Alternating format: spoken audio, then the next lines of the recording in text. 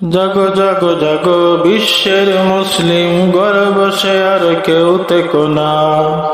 জাগো জাগো জাগো বিশ্বের মুসলিম, ঘরে বসে আর কেউ থেকো না।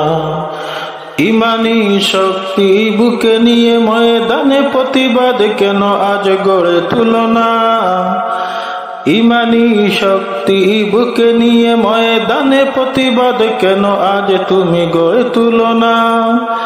যারা করেছিল আমার মুসলিম ভাই উলামায়ে কেরামকে শহীদ, যারা করেছিল আমার মুসলিম ভাই উলামায়ে কেরামকে শহীদ, আল্লাহু আকবার তাকবীর দিয়ে শত্রুকে আজ তুমি কেন ধ্বংস করো না। জাগো জাগো জাগো বিশ্বের মুসলিম, ঘরে বসে আর কেউ থেকো না। ইমানি শক্তি বুকে নিয়ে ময়দানে প্রতিবাদ গড়ে আজ তুমি কেন তুলো না।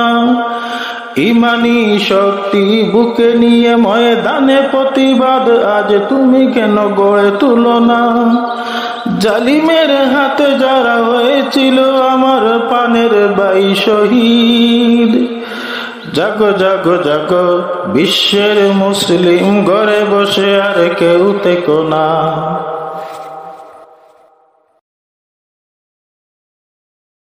আসসালামু আলাইকুম ওয়া রাহমাতুল্লাহ।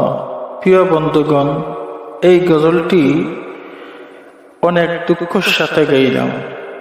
দেখেন, হেফাজতে যে সমস্ত আলিমরা আওয়ামী লীগ সন্ত্রাসীদের হাতে যারা শহীদ হয়েছে, আজ পর্যন্ত বিচার হয় নাই। জামাত ইসলামের অনেক নেতা আলিমরা শহীদ হয়েছে, আজ পর্যন্ত বিচার হয় নাই।